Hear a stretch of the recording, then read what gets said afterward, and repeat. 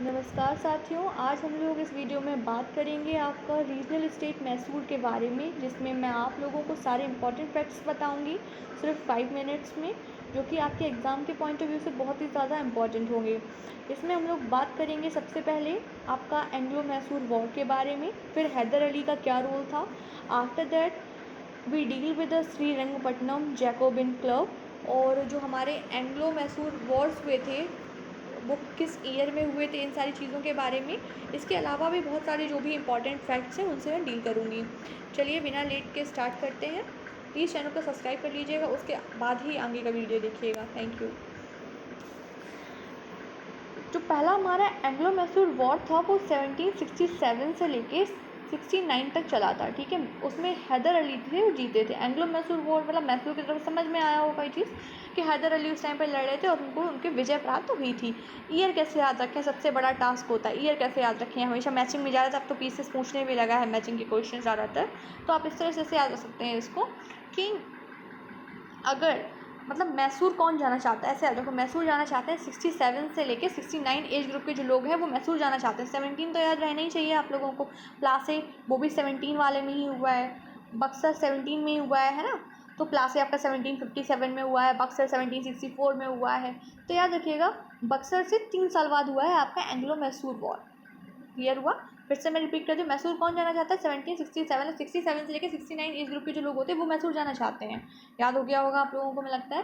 तो first Anglo Mysore war जो था हमारा 1767 टू 1769 में हुआ था, और उसमें हैदर अली को जीत प्राप्त हुई थी। ये जो वॉर हुआ था एंड कब हुआ था, 4 अप्रैल 1769 में हुआ था। वही चीज़ ईयर सेम है, मैंने 4 अप्रैल याद रखिएगा। इसमें कौन सी ट्रीटी हुई थी इसके साथ में पूछा जाता है, या फिर बोल सकते हैं कि ट्रीटी ऑफ मद्रास जो थी कब हुई थी, तो 4 अप्रैल 1769 में हुई थी, जब ये वॉर एंड हुआ था। क्लियर हुआ। उसके बाद में हम लोग बात करते हैं सेकेंड एंग्लो मैसूर वॉर जो था वो कब स्टार्ट हुआ। वो हुआ सेकेंड एंग्लो मैसूर वॉर 80 से 84। देखिए ऐसे याद रखिए कि मैसूर जाना चाहते हैं अलग अलग एज ग्रुप के लोग हैं। तो पहली बार में बोला कि 67 से लेकर जो 69 एज ग्रुप के जो लोग हैं उनको हम मैसूर भेज दे रहे हैं।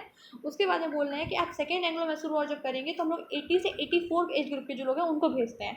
सेकेंड एंग्लो मैसूर वॉर में क्या हुआ था आपका 80 से 84, याद रखा 1780 टू 84 चला था। During this war Hyder Ali made an alliance with the Nizam and Marathas against the Britishers. और इस वॉर के टाइम पे क्या हुआ था, हैदर अली ने एक अलायंस बनाया जो कि निज़ाम के साथ में बनाया था और मराठास के साथ में ब्रिटिशर्स के अगेंस्ट में बनाया था, ठीक है। In July 1780 Hyder attacked the Karnataka and captured the Arcot by defeating the English army under the colonel Baillie. इसमें इन्होंने मतलब पहला कर्नाटिक वॉर में जीते थे हैदर अली, बिल्कुल। सेकेंड कर्नाटिक वॉर जो है 1780 टू 84 तक लड़ा हुआ था। उस टाइम पे क्या हुआ, इन्होंने ना एक अलायंस बना लिया, ग्रुप बना लिया, अकेले नहीं लड़े। इन्होंने कहा निज़ाम से मराठास आप भी आ जाओ मेरे साथ में, क्योंकि वो भी ब्रिटिशर्स के अगेंस्ट से, आप भी आ जाओ मेरे साथ में, साथ में मिलकर लड़ते हैं तो मतलब जीतना आसान होगा। उन्होंने कहा ठीक है भाई आ जाते हैं। इस टाइम पे क्या हुआ, हैदर ने अटैक कर दिया। कहाँ पे अटैक कर दिया था, कर्नाटक के में अटैक कर दिया, ठीक है। और कैप्चर कर लिया आर्कट को। हराया किसको, उन्होंने इंग्लिश आर्मी को इसमें हरा दिया। और उस टाइम पे इंग्लिश आर्मी को लीड कौन कर रहा था, कर्नल बेली लीड कर रहे थे उस टाइम पे। In 1789 Haidar Ali faced Sir Eyre Coote who defeated Haidar Ali at a Porto Novo Sholinghur, ठीक। लेकिन ये क्या होता है 1780 में अटैक करते हैं, जीत जाते हैं, सब कुछ ठीक है। लेकिन 1780 अब तो ऐसा तो है नहीं कि हमेशा वही लोग हारते रहेंगे, वो लोग भी तो अपनी बढ़िया प्रिपरेशन करके आएंगे ना, है ना। तो 1781 में फिर क्या होता है, हैदर अली का सामना होता है सर एयरकूटे से, और वो हैदर अली को हरा देते हैं। कहाँ पे हरा देते हैं, जगह का नाम बहुत बार पूछा जा चुका है एग्जाम में, आप लोग एमसीक्यूज में देखें ये भी। पोर्टो नोवो में हरा देते हैं। कब हरा देते हैं, 1781 में हरा देते हैं। बता चुके हैं 1780 टू 84 चला था, तो वही बात चल रहा है अभी तक, रुका नहीं है वॉर, है ना, ठीक है। इसके बाद बात करते हैं, Tipu Sultan made Srirangapatna his capital where he establish the Jacobin club. अब हम लोग बात करेंगे, इतना हमारे पास में इंपॉर्टेंट था first Anglo Mysore war, second Anglo Mysore war. अब हम लोग बात करेंगे टीपू सुल्तान के बारे में। टीपू सुल्तान क्या करते हैं, श्रीरंगपट्टनम को अपनी कैपिटल बनाते हैं और वहाँ पे ही एक जैकोबिन क्लब बनाते हैं। ज़्यादातर इनके क्लब का नाम पूछा जाता है, जैकोबिन क्लब बनाते हैं और उसके मेंबर बनते हैं। वहाँ पे वो ना ट्री भी लगाते हैं। किस टाइप का ट्री लगाते हैं, tree of freedom in his capital की। उनकी जो कैपिटल है वो स्वतंत्र है, as a sign of friendship with Mysore and the France. और वो साइन होता है वो ट्री किस चीज़ का, साइन होता है फ्रेंडशिप का। किसके बीच की फ्रेंडशिप, वो होता है फ्रेंडशिप मैसूर और फ्रांस की फ्रेंडशिप का साइन होता है। Tipu sent a ambassador to contemporary foreign states and also established their embassies to maintain the friendly relations and to gather a help from them against the Britishers. These foreign states include the Iran, Istanbul, Kabul, France. अब यहाँ पे क्या होता है, टीपू सुल्तान जो है मतलब बोल सकते हैं फॉरेन रिलेशन बनाने में लगे हुए हैं। क्यों बनाने में लगे हुए हैं? उन्हें पता है कि ब्रिटिशर्स की ताकत यहाँ पे बढ़ रही है। उन्हें पता है कि हम लोग इतने सफिशिएंट नहीं हैं या फिर हमारे राजाओं के बीच में इतना ज़्यादा कोऑर्डिनेशन अच्छा हो तो हम लोग लड़ सकते हैं। तो वो क्या कह रहे हैं कि अपने एम्बेसडर्स को भेज रहे हैं अलग अलग देशों में। कौन कौन से देशों में मैं ऑलरेडी नाम दे चुकी हूँ, मैं फिर से रिपीट कर दे रही हूँ। ईरान, इस्तांबुल, काबुल और फ्रांस में। और वहाँ पे अपनी एम्बेसीज बना रहे हैं। वहाँ बाहर के जो देश हैं उनके साथ में फ्रेंडली रिलेशन बनाने की कोशिश कर रहे हैं कि जब उन्हें किसी टाइम में कोई प्रॉब्लम होती है तो जो बाहर के देश हैं वो उनको हेल्प करेंगे किसी ना किसी तरह से। ठीक है।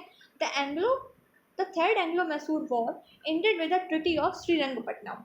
ठीक, मैंने बताया था फर्स्ट एंग्लो मैसूर वॉर जो था उसमें ट्रीटी ऑफ मद्रास हुई थी। सेकेंड एंग्लो मैसूर वॉर मैंने इसमें बताया था आप लोगों को कुछ भी नहीं हुआ था, अनडिसाइडेड हुआ था। थर्ड एंग्लो मैसूर वॉर जो है ट्रीटी ऑफ श्रीरंगपट्टनम हुई थी। ठीक है। और थर्ड एंग्लो मैसूर वॉर की चीज़ और इसमें याद रखिएगा कि 1790 से 92 के बीच में हुआ था। कैसे याद रखना है, फिर रिपीट कर दे रही हूँ। फर्स्ट एंग्लो मैसूर वॉर मैंने आपको बताया कि 67 से लेकर 60 मतलब मैसूर फर्स्ट में पहली बार मैसूर कौन जाएगा, 67 से लेकर 69 जो एज ग्रुप के लोग हैं वो जाएंगे। सेकेंड में कौन जाएगा, जिनकी एज जो है आपका 80 to 84 जिनकी एज है वो जाएंगे। फिर मैंने बोला थर्ड में आप वो लोगों को भेजो भाई मैसूर, उनको भी तो जाना पड़ेगा जो 90 से 92 की एज के हैं। तो याद रखिएगा थर्ड एंग्लो मैसूर वॉर कब हुआ था, 1792 अरे यार 1792 यानी कि 1790 से। एक तो वो 2 TO वाला आ रहा है, यहाँ पे 92 आ रहा है, इसलिए थोड़ा सा बार बार रिपीट करना पड़ा मुझे। ठीक है। और इसमें किस ट्रीटी से ख़त्म हुआ था, ये ट्रीटी ऑफ श्रीरंगपट्टनम से स्टार्ट हुआ था, मतलब ख़त्म हुआ था सॉरी। टीपू सुल्तान जो थे फोर्थ एंग्लो मैसूर वॉर चला था जो कि 1799 में चला था, उसमें टीपू सुल्तान की डेथ हो गई थी। तो याद रखना है हम लोगों को कि दो एंग्लो मैसूर वॉर जो थे उसमें हैदर अली लड़ा हुआ था। तीसरे एंग्लो मैसूर वॉर में क्या हुआ था, श्रीरंगपट्टनम ट्रीटी हुई थी। फोर्थ एंग्लो मैसूर वॉर में टीपू सुल्तान की डेथ हो गई थी। और फोर्थ एंग्लो मतलब बोले चौथी बार में कौन जाएगा भाई, जो 99 साल के लोग हैं, 99 और 99 से ऊपर ऐसे बोल देते हैं हम लोग। ठीक है, वो मैसूर जाएंगे। यानी कि 1799 में क्या हुआ था, फोर्थ एंग्लो मैसूर वॉर हुआ था। हमें तो भाई सारी एज ग्रुप या फिर बोल सकते हैं सारी ईयर्स जो है वो याद हो चुके हैं। आप लोगों को हुए हैं या नहीं हुए प्लीज़ कमेंट बॉक्स में बताइएगा। और अगर इसके अलावा ट्रिक्स लर्न कराने का और कोई अच्छा सजेशन है तो वो भी आप लोगों को मुझे दे सकते हैं। मैं अगले वीडियो में उसे पक्का अप्लाई करूँगी, I promise. Okay. All the members of his family were imprisoned in the Vellore. इसके अलावा टीपू सुल्तान तो डेथ हो गई। अब भाई जब दिखाना तो है ही भाई पावर ब्रिटिशर्स को, टीपू सुल्तान को डेथ मतलब इनको चैन नहीं आया, इन्होंने क्या किया, इम्प्रिजन में डाल दिया किसको, उसके फैमिली मेम्बर्स को। इम्प्रिजन कहाँ पे, वेल्लोर में डाल दिया। लॉर्ड वेलेस्ले थे एंड जो स्टुअर्ट लेड, ठीक है, लॉर्ड वेलेस्ले और कौन थे आपके, स्टुअर्ट लेड थे this war from the English side. मतलब कि जो वॉर था आपका फोर्थ एंग्लो मैसूर वॉर में तो कौन लड़ रहा था, ये तो चलो टीपू सुल्तान थे, टीपू सुल्तान तो चले गए, डेथ हो गई उनकी। लेकिन उन ब्रिटिशर्स की तरफ से जो लीड कर रहे थे वो थे लॉर्ड वेलेस्ले और स्टुअर्ट लेड। नाम इसको प्लीज़ याद रखिए, वो आप लोगों ने देखा होगा छोटा वाला चूहा उसका नाम स्टुअर्ट होता है ना, तो याद रख सकते हैं हम लोगों को। वो इस तरफ से लड़ रहे थे ब्रिटिशर्स की तरफ से। ठीक। In this happiness of this victory the Lord Society of Ireland conferred the title of Marquess to the Wellesley. After the war, a minor Krishna Rai from the Adyar dynasty was kept on the Mysore throne, and English took up possession of Kanara, Coimbatore and the Srirangapatnam.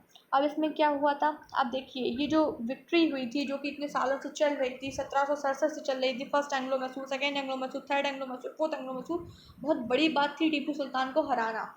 ठीक। उसके बाद हराया जिसने था वो थे हमारे Lord Wellesley थे। ठीक। तो क्या हुआ इसकी खुशी में, मतलब बहुत ज़्यादा कि यार वाह भैया बहुत बढ़िया काम किया, इसकी खुशी में जो लॉर्ड सोसाइटी ऑफ आयरलैंड थी उन्होंने टाइटल दिया। किस चीज़ का टाइटल दिया और किसको दिया, मार्क्यूस का टाइटल दिया, वेलेस्ले को दिया। ठीक है। After the war a minor Krishna Raya from Adyar dynasty, एक आद्यार डायनेस्टी के जो माइनर कृष्ण राय थे उन्होंने क्या किया, कैप्ट कर लिया मैसूर थ्रोन को। And English took a position of, और उसका पोजीशन किसको दिया, इंग्लिश को, कनारा, कोयम्बटूर को और श्रीरंगपट्टनम का। ठीक। इतना था हमारा टीपू सुल्तान के बारे में, एंग्लो मैसूर वॉर के बारे में। अब हमारा एक छोटा सा टॉपिक बचा है, उसको सिर्फ 2 मिनट का और है, प्लीज़ सुन लीजिएगा उसको, हो सकता है एग्जाम में क्वेश्चन पूछे जाएँ। बोल सकते हैं सेकंड इंपॉर्टेंट है। फर्स्ट इंपॉर्टेंट जितना था इस चैप्टर में मैंने आप लोगों को पूरा बता दिया है। अब है ये बेगम सामरू के बारे में। मैं आपको इसलिए बता रही हूँ कि ये क्वेश्चंस पूछे गए हैं, बीपीएससी में पूछा गया है और यूपीपीसीएस में भी देखने को मिलते हैं क्वेश्चंस, ठीक है। अब बेगम सामरू इनके बारे में देख लीजिए थोड़ा। Begum Samru constructed a very famous church at Sardhana near Meerut. Meerut के पास में एक जगह पड़ती है आपकी सरदना, वहाँ पे इन्होंने एक बहुत ही फेमस चर्च बनवाई हुई है। Walter Reinhardt Sombre European was her husband, उनके हस्बैंड का नाम है जो कि एक यूरोपियन थे जिनका नाम है Walter. husband who served many kingdoms. Sombor was a grant as Jagir of a Sardana as a gift for his service to the Nawab of Bengal, Nayab Khan, in defeating the Rohilla chief Jabata Khan. Begum Samru became the ruler of Sardana after the death of her husband. कुल मिला के बेगम सामरू बारे में आपको बस जो जानना है वो बता दे रही हूँ मिनट के लिए। बेगम सामरू ने एक बहुत फेमस चर्च बनवाई है मेरठ में, और सरदना की वो उन्होंने रूल भी किया है उनकी हस्बैंड की डेथ के बाद में। इतना ही याद रखिएगा। और वीडियो को प्लीज़ सब्सक्राइब कर दीजिएगा जिससे मैं आप लोगों की और प्यारे प्यारे वीडियोस बनाती रहूँ, मुझे मोटिवेशन मिलता है। चैनल को सब्सक्राइब कर लीजिएगा। Thank you so much.